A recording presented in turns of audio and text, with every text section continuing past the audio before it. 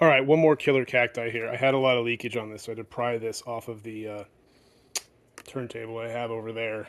So there's a whole chunk of resin and paint, and I'll have to figure out a better solution for these if they're going to occasionally leak.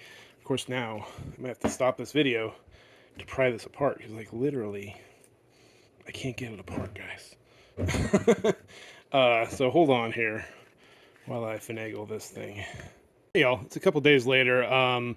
I obviously had a lot of leaking on this one, and I got him out of his mold box, and I've been thinking I've had a lot of leaks on these, and I have like a bunch of resin left on here, and you can see, like, it's kind of thick, so I had to basically bust up these mold boxes to get this guy out. I was thinking about my mold boxes. The way I do them, I do the 3D print, and I put the cacti within the mold box, and then pour all the silicone in. Which is great for doing this. I just hot glue it up and it's good. But the problem is when I'm casting, I don't think I'm getting enough pressure, because if I put rubber bands around this, the pressure can be super tight, but it's all supported by the actual exterior plastic. Very little pressure is getting into the silicone at all. So if I slightly misalign any of this, there's going to be our leak. And so what I realized, since I busted up my mold box, I kind of went around and I trimmed. There should be a fin on each of these halves, and I trimmed the fin off of this one. So now when I put this on, there's a little gap all the way around.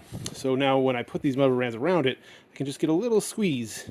And you don't want to go too crazy, because that could provide other issues. But that's the exact same thing that I've been doing with the Wendigos here. So I have my Wendigo mold here, my 2-piece one, and I've printed these little plates to go perfectly on the ends. And you can tell even when I do this, these molds don't perfectly seal. There's a little seam there, and just that extra little squeeze seals that up.